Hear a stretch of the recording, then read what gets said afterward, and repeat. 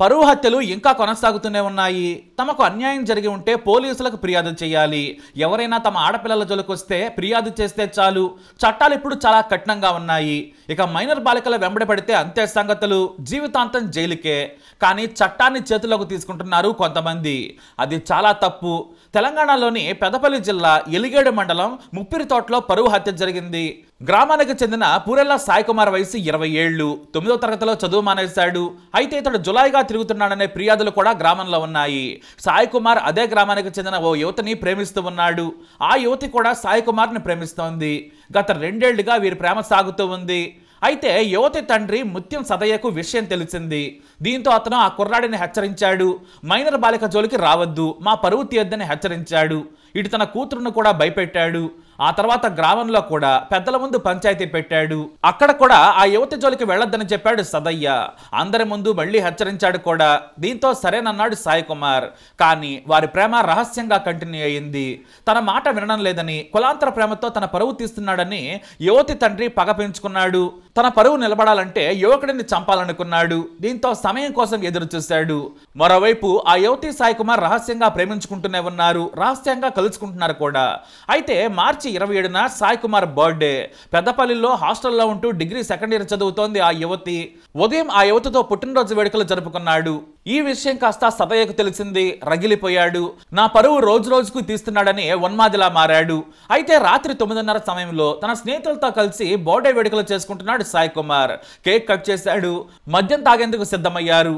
ఇక అతని స్నేహితులు రాకేష్, అభిషేకులు మందులోకి స్నాక్స్ తీసుకొచ్చేందుకు కిరాణా షాప్కి వెళ్లారు. అప్పుడు సాయి వెంబడి ఇతర స్నేహితులైన అఖిల్, హన్సిక్ ఉన్నారు. సాయి కుమార్ పుట్టినరోజు వేడుకల లొకేషన్ సదయ్యకు తెలిసిపోయింది. దీంతో గొడ్డలు తీసుకుని వారి దగ్గరకు వచ్చాడు.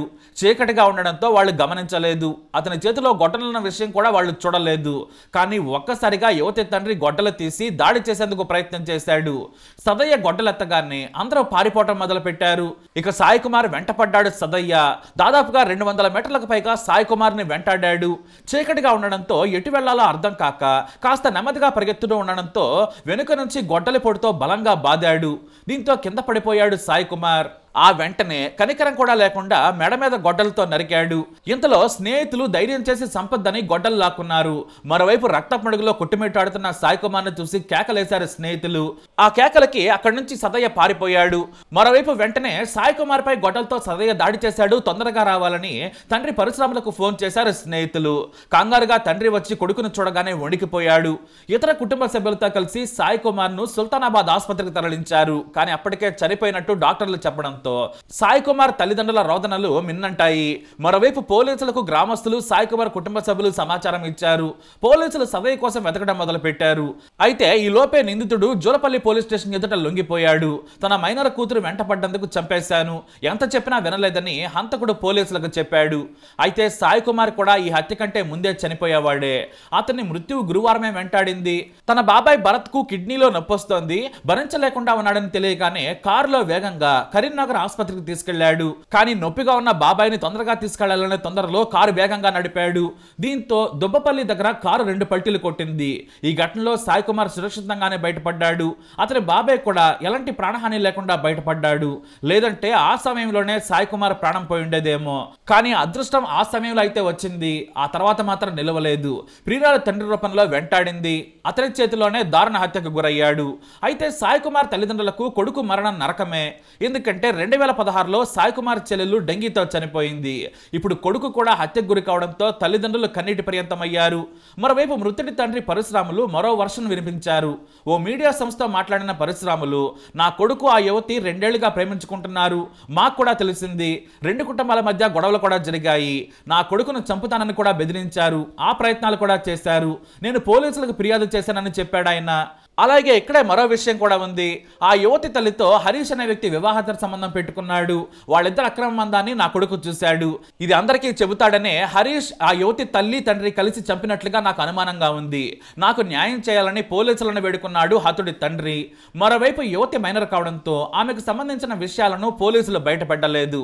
ఇక క్షణికావేశంలో హత్యలు చేయడం వల్ల ఏమీ లాభం ఉండదు. ముందే పోలీసులకు ఆ యువకుడి మీద ఫిర్యాదు చేస్తే పోలీసులు చర్యలు తీసుకునేవారు. ఇప్పుడు హత్య చేయడం వల్ల హంతకుడిగా మారాడు సదయ్య. కుటుంబం మొత్తం జైలుకెళ్లాల్సిన పరిస్థితి. చట్టాన్ని చేతుల్లోకి తీసుకోవడం వలన నష్టమే కానీ లాభం ఏమాత్రం ఉండదనే విషయాన్ని గుర్తుంచుకోవాలి. పరువు హత్యతో ప్రపంచానికే తెలిసి ఇప్పుడు పరువు పోతుంది. ఇందులో పరువు నిలబడలేదనే విషయాన్ని అందరూ గ్రహించాలి. సదయ్య హంతకుడిగా మారి సాధించేది ఏమీ ఉండదని పోలీసులు చెబుతున్నారు. మరి ఈ హత్యపై మీరేమంటారు? మీ అభిప్రాయాన్ని కమెంట్ ద్వారా తెలియజేయండి. ఇప్పుడు అప్డేట్స్ కోసం మై ఛానల్ ఫాలో అవ్వండి, అలాగే తప్పకుండా సబ్స్క్రైబ్ చేసుకోండి. నిన్న సాయంత్రం రాత్రి సమయంలో 9:30 ప్రాంతంలో ఊరెళ్ళ సాయి కుమార్ బర్త్డే సందర్భంగా మేము మా ఊర్లో ఒక టెంపుల్ ఉంటుంది, అక్కడ ఓపెన్ ప్లేస్ ఉంటుంది, అక్కడికి వెళ్ళి కేక్ సెలబ్రేషన్ చేసుకున్నాక మేము అక్కడ కాసేపు కూర్చున్నాం. ఒక ఎక్సెల్ బండి అయినా బైక్ వేసుకొని వచ్చింది మా దగ్గరికి. వచ్చి గుడ్డలతోని ఊరెళ్ళ సాయి కుమార్ను దాడి చేసింది. దాడి చేసినాక మేము అయిపోద్దిగా తిని టెన్షన్ పడి మేము అటు చూసేసరికి సాయి కుమార్ అక్కడ నుంచి తప్పించుకొని ముప్పిరితోట బొడ్రాయి దగ్గరికి వెళ్ళినాక ఆయన ముత్యం సదయ్య అనే పర్సన్ సాయి కుమార్ను ఎంబడి గుడ్డలు అనుకొని ఎంబడి ఉరికి అక్కడ సాయి కుమార్ సుహదకి కింద పడిపోయినాక టర్నింగ్ పైన ఆ గుడ్డలతో నరికి అక్కడ నుంచి నేను అంతలోపు నేను అక్కడికి ఉరికి అక్కడ జరిగిన ఘటన కాడికి ఉరికి చూసేసరికి ఇక్కడ 4 దెబ్బలు వేసి ఉన్నాయి అక్కడ గుడ్డలతో. కొందరు గుంజుకొని నేను ఇటు వస్తుంటే నా చేతిలో గుడ్డలు పెట్టి రైట్ అని వెళ్ళిపోయింది సార్. మళ్ళీ అంతలోపు అబ్బాయికి బ్లీడింగ్ బాగా అవుతుంటే నేను వాళ్ళ ఫాదర్ మా అన్నయ్య రమ్మని తొందరగా ఆయనకు ఫస్ట్ ఎయిడ్ లాగా చేసుకొని ఆటోలో తీసుకొని సుల్తానాబాద్కి వచ్చినాం సార్. అంతలోపు చనిపోయాడు. సదయ్య ఏమవుతాడు? అమ్మాయికి ఫాదర్ డాడీ. అంటే బర్త్డే రోజే జరిగింది ఇది. బర్త్డే రోజు.